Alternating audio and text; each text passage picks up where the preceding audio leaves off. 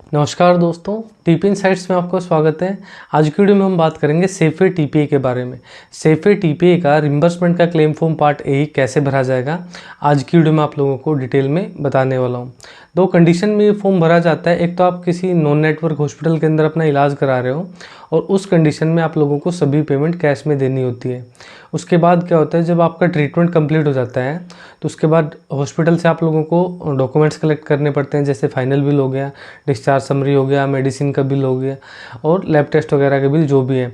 और जो आप पेमेंट करते हो उन सभी की रिसिप्ट भी आप लोगों को कलेक्ट करनी होती है और वहाँ से डॉक्यूमेंट्स कलेक्ट करने के बाद उन सभी बिल्स पे साइन स्टैम्प कराने होते हैं और उसके बाद आप लोग क्लेम फॉर्म ए, क्लेम फॉर्म बी भर के अपने बिल रिम्बर्स कर सकते हो। दूसरी जो कंडीशन होती है क्लेम फॉर्म भरने की, वो होती है अगर आप किसी नेटवर्क हॉस्पिटल में इलाज कराते हुए आपका क्लेम रिजेक्ट हो गया है किसी भी रीज़न की वजह से, तो बाद में क्या होता है कि जब आप सारी पेमेंट कैश में दे देते हो तो बाद में आप लोगों को अपने बिल रिम्बर्स करने होते हैं। रिजेक्ट होने के बाद फिर आप लोग अपने बिल रिम्बर्स करोगे, क्योंकि क्लेम रिजेक्ट हो गया तो सिंपल सी बात है, हॉस्पिटल को पेमेंट देनी होती है।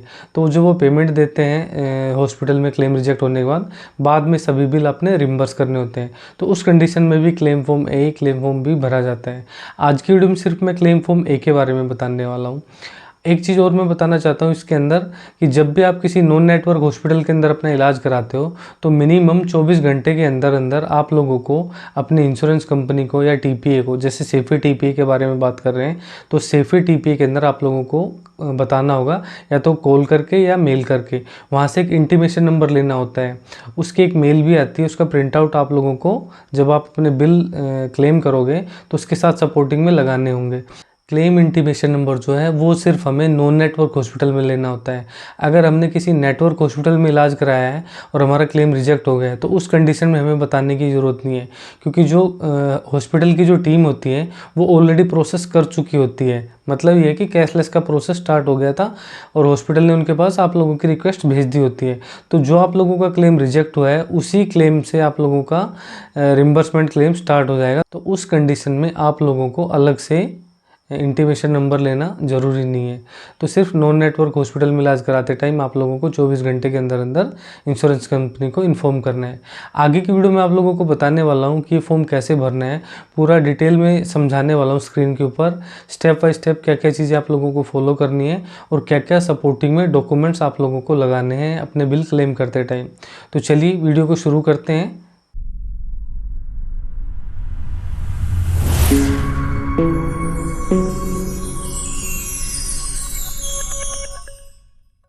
आप लोगों की स्क्रीन को क्लेम फॉर्म पार्ट ए खुला हुआ है। ये फॉर्म कैसे भरना है आगे स्टेप बाय स्टेप मैं आप लोगों को इस वीडियो में बताने वाला हूँ। तो वीडियो को आप लोग लास्ट तक देखिए। चैनल पे आप लोग नए हैं तो चैनल को सब्सक्राइब कर लीजिए और वीडियो को लाइक कर दीजिए। बेल आइकन ज़रूर दबा दीजिए ताकि नए वीडियो का नोटिफिकेशन आप लोगों को मिलता रहे। तो चलिए वीडियो को शुरू करते हैं। आगे मैं बताता हूँ। ये ब्लॉक लेटर्स में भरना है, ये फॉर्म पूरा का पूरा बड़े अक्षरों में, मतलब कैपिटल लेटर्स में।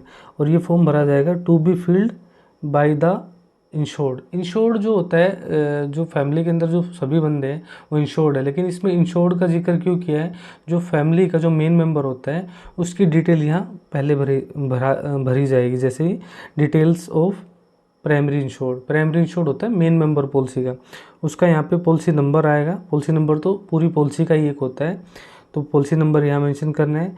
सीरियल नंबर या सर्टिफिकेट नंबर आप लोगों को पॉलिसी के डॉक्यूमेंट्स में दिखता है, पता लगता है तो वो फिल करना है, अदरवाइज छोड़ देना है।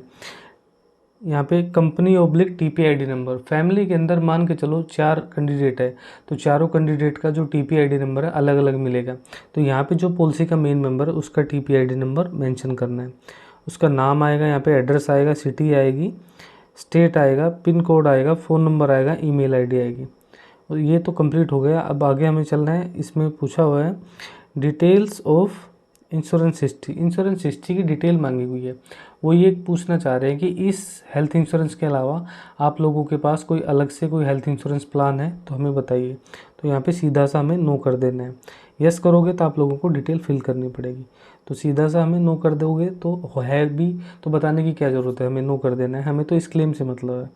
उसके बाद हमें आगे चलना है।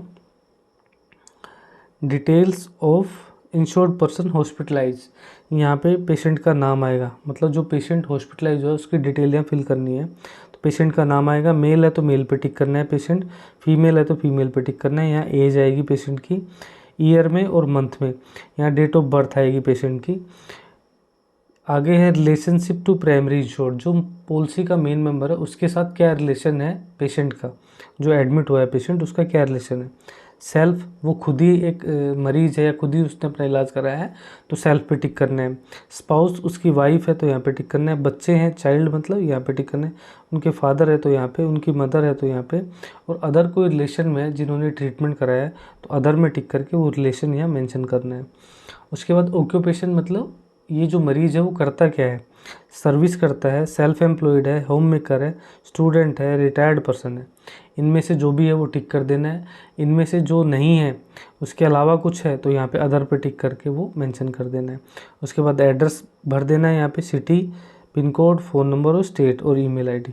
ईमेल आईडी है तो मेंशन कर देना है, अदरवाइज छोड़ देना है। कई बार क्या होता है, कोई छोटा बच्चा है 2 साल का, 4 साल का, 5 साल का, तो उसकी ईमेल आईडी नहीं होगी तो यहाँ पे फादर की ईमेल आईडी डाल सकते हो, मोबाइल नंबर डाल सकते हो। उसके बाद हमें आगे चलना है। डिटेल्स ऑफ हॉस्पिटलाइजेशन, यहाँ हॉस्पिटलाइजेशन की डिटेल हमें फिल करनी है। Name of the hospital where admitted, जिस हॉस्पिटल में पेशेंट एडमिट हुआ है उस हॉस्पिटल का नाम यहाँ आएगा। रूम कैटेगरी ऑक्यूपाइड, जो रूम आप लोगों ने लिया है ट्रीटमेंट कराते टाइम वो कौन सा लिया है। डे केयर कोई प्रोसीजर हुआ है, कोई डे केयर में भी इलाज होता है, जैसे 7 से 8 घंटे का कोई छोटा मोटा सर्जरी हुआ है तो उसको डे केयर प्रोसीजर बोलते हैं, तो यहाँ पे करना है आप लोगों को ठीक डे केयर पे। उसके बाद सिंगल ऑक्यूपेंसी का मतलब होता है प्राइवेट रूम, प्राइवेट रूम लिया है तो यहाँ पे टिक करना है। ट्विन शेयरिंग सेमी प्राइवेट लिया है तो यहाँ पे करना है। 3 और मोर बेड्स पर पर रूम, मतलब इसमें क्या है कि जनरल वार्ड का जिक्र किया हुआ है। 3 बेड से ज़्यादा का कोई रूम होता है तो जनरल वार्ड ही कहलाता है, तो यहाँ पे आप लोगों को टिक कर देना है अगर जनरल वार्ड में आप लोगों ने अपना ट्रीटमेंट कराया। हॉस्पिटलाइजेशन ड्यू टू, हॉस्पिटलाइज किस वजह से हुए हो, इंजरी, चोट लगी है, इलनेस, कोई बुखार है, कोई वायरल फीवर है तो वो यहाँ पे टिक करना है। मैटरनिटी, प्रेगनेंसी से रिलेटेड आप लोग एडमिट हुए तो यहाँ पे टिक करना है। उसके बाद आगे date of injury, date disease first detected, मतलब ये कहना ये चाह रहा है कि तीनों में से, इंजरी में से, इलनेस में से और मैटरनिटी में से, तीनों की जो प्रॉब्लम है वो किस डेट से स्टार्ट हुई है वो डेट यहाँ मेंशन करनी है। उसके बाद डेट ऑफ एडमिशन, यहाँ पे जिस दिन आप हॉस्पिटल में एडमिट हुए हो वो डेट यहाँ डालनी है, उस दिन का टाइम डालना है। डेट ऑफ डिस्चार्ज, जिस दिन आप लोग हॉस्पिटल से डिस्चार्ज हुए हो, छुट्टी मिली है, वो डेट यहाँ डालनी है और यहाँ टाइम मेंशन करना है। इफ़ इंजरी को गिव कोज, मतलब किस वजह से आप घायल हुए हो, मतलब किस वजह से इंजरी हुई है आपको। सेल्फ इन्फ्लेक्टेड, खुद से अपने आप को घायल किया तो यहाँ पे टिक करना है। रोड ट्रैफिक एक्सीडेंट, कोई एक्सीडेंट हुआ है तो यहाँ पे टिक करना है। और अल्कोहल से रिलेटेड कोई बात है तो वो यहाँ पे टिक करना है और आगे मेंशन करनी है चीज़ें, जैसे मेडिको लीगल बना है तो यस करना है, नहीं तो नो पे टिक करना है। पुलिस को रिपोर्ट हुआ है तो यस पे टिक करना है, नहीं तो नो पे टिक करना है। एमएलसी रिपोर्ट या पुलिस की रिपोर्ट यहाँ पे अटैच करनी है अगर बनी है तो। और सिस्टम ऑफ मेडिसिन, इसको छोड़ देना है आप लोगों को। उसके बाद हमें आगे चलना है। डिटेल्स ऑफ क्लेम, क्लेम की डिटेल यहाँ फिल करनी है। प्री हॉस्पिटलाइजेशन का मतलब होता है एडमिट अगर हम 48 घंटे या 2 दिन रहे हैं तो उससे पहले अगर आप लोगों ने कोई खर्चा किया है एडमिट होने से पहले, एडमिट होने से पहले कोई प्री हॉस्पिटलाइजेशन बोलते हैं। तो 2 दिन में अगर हमने मेडिसिन लिया, लैब टेस्ट कराए हैं तो उसका खर्चा यहाँ आप लोगों को अमाउंट यहाँ मेंशन करना है। और 1 दिन का खर्चा क्लेम कर रहे हो, 2 दिन का कर रहे हो, वो यहाँ डेज मेंशन करने हैं।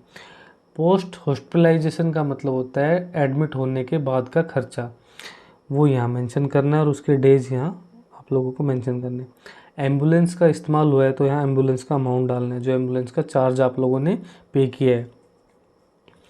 हॉस्पिटलाइजेशन एक्सपेंस, जो एडमिट होने के बाद जो खर्चा लगा है वो टोटल अमाउंट यहाँ डालना है। हेल्थ चेकअप का मतलब होता है जो आप लोगों ने लैब टेस्ट वगैरह कराए हैं उसका अमाउंट यहाँ मेंशन करना है। अदर कोई खर्चा हुआ है तो वो यहाँ पे डाल के और टोटल अमाउंट नीचे इसमें फिल कर देना है। उसके बाद अगर आपकी पॉलिसी में कैश का बेनिफिट, हॉस्पी कैश करके एक स्कीम आती है, उसमें आप अगर हॉस्पिटल में एडमिट होते हो तो उसके लिए अलग से पैसा भी मिलता है, तो वो कॉलम है, अगर आपके इसमें है तो आप लोगों को फिल कर देना है, अदरवाइज छोड़ देना है। उसके बाद क्लेम डॉक्यूमेंट सबमिटेड चेकलिस्ट, ये देखिए ये चेक लिस्ट है डॉक्यूमेंट्स की। क्लेम फॉर्म ड्यूली साइन, जो भर रहे हैं ये फॉर्म साइन करके अटैच करना है, तो यहाँ पे टिक करोगे। कॉपी ऑफ क्लेम इंटीमेशन, जो मैंने बताया था 24 घंटे के अंदर अंदर इंटीमेशन करना है, उसकी एक कॉपी यहाँ लगानी है। हॉस्पिटल का मेन बिल लगाना है, हॉस्पिटल का बिल ब्रेकअप लगाना है, हॉस्पिटल की बिल पेमेंट की रिसिप्ट लगानी है, हॉस्पिटल डिस्चार्ज समरी लगानी है। तो जो डॉक्यूमेंट्स आपके पास है सपोर्टिंग में जो लगाना है आप लोगों को, वो यहाँ पे टिक कर देना है, बाकी इसको छोड़ देना है। इसके बाद हमें आगे चलना है। ये है डिटेल्स ऑफ हॉस्पिटलाइज, नहीं ये बिल की डिटेल्स ऑफ बिल एनक्लोज। यहाँ पे जो बिल आप एनक्लोज कर रहे हो मतलब अटैच कर रहे हो उसकी डिटेल यहाँ फिल करनी है। बिल नंबर आएगा, यहाँ पे बिल की डेट आएगी और इशूड बाई, किसने इशू किया है। उसके बाद ये 10 बिल का कॉलम दिया हुआ, अगर मान चलो 15 बिल है तो आप लोगों को यहाँ पे लिख देना है ऑल बिल अटैच, और यहाँ पे हॉस्पिटल का जो मेन बिल है उसका अमाउंट डाल देना है, प्री का जो है वो डाल देना है, पोस्ट का जो है वो डाल देना है, फार्मेसी मतलब मेडिसिन का जो बिल है वो डाल के यहाँ टोटल लिख के और यहाँ अमाउंट फिल कर देना है। तो ये डिटेल ऑफ बिल एनक्लोज हो जाएगा। उसके बाद डिटेल्स ऑफ आगे है प्राइमरी इंश्योर्ड बैंक अकाउंट, जो पॉलिसी का जो मेन मेंबर है उसकी बैंक की डिटेल मांग रही है इंश्योरेंस कंपनी। क्यों मांग रही है? अगर आपका क्लेम पास होता है तो आपके खाते में जो पैसा डालेंगे तो उसके लिए उनको बैंक की डिटेल तो चाहिए ना। तो आप लोगों को पैन नंबर देना है, यहाँ पे बैंक का अकाउंट नंबर देना है, बैंक का नाम और यहाँ पे बैंक की ब्रांच लिखनी है। कैंसिल चेक लगाना है, कैंसिल चेक का यहाँ नंबर मेंशन कर देना है, बैंक का IFSC कोड यहाँ मेंशन कर देना है। उसके बाद ये डिक्लेरेशन दी हुई है, ये डिक्लेरेशन पढ़ लेनी है आप लोगों को। डिक्लेरेशन पढ़ के यहाँ पे डेट डालनी है जिस दिन आप ये फॉर्म भर रहे हो या जिस दिन आप सबमिट कर रहे हो, पहले से डालना है यहाँ पे। और यहाँ पे जो पॉलिसी का मेन मेंबर है या पेशेंट अगर साइन कर सकता है तो उसके साइन यहाँ हो जाएंगे, डेट डाल के और यहाँ मोबाइल नंबर मेंशन करके अपना रिलेशन लिख देना है। तो आप लोगों का सेफे TPA का रिम्बर्समेंट का claim form part A complete हो गया है। तो आज की वीडियो में मैंने आप लोगों को बताया कि सेफे TPA का रिम्बर्समेंट का क्लेम फॉर्म पार्ट A कैसे भरना है। आप लोगों को पूरा स्टेप बाय स्टेप मैंने डिटेल में आप लोगों को स्क्रीन के ऊपर दिखा के समझा दिया है। फिर भी आप लोगों के मन में कोई सवाल इस वीडियो को लेके या कोई डाउट है, कोई चीज़ समझ में नहीं आई है तो मुझे कॉमेंट सेक्शन में लिख के भेज सकते हो, मैं आप लोगों को जवाब दूंगा। इसके अलावा आपके हेल्थ इंश्योरेंस क्लेम के अंदर कोई क्वेरी है तो क्वेरी लेटर भी मुझसे शेयर कर सकते हो, या क्वेरी से रिलेटेड आप मुझसे सवाल पूछ सकते हो, उसका जवाब भी आप लोगों को ज़रूर मिलेगा। वीडियो आप लोगों को अच्छी लगी तो वीडियो को लाइक कर दीजिए, चैनल को सब्सक्राइब कर लीजिए, बेल आइकन दबा दीजिए ताकि नई वीडियो का नोटिफिकेशन आप लोगों को मिलता रहे। तो आज की वीडियो में इतना ही, मिलते हैं नेक्स्ट वीडियो में, तब तक के लिए नमस्कार।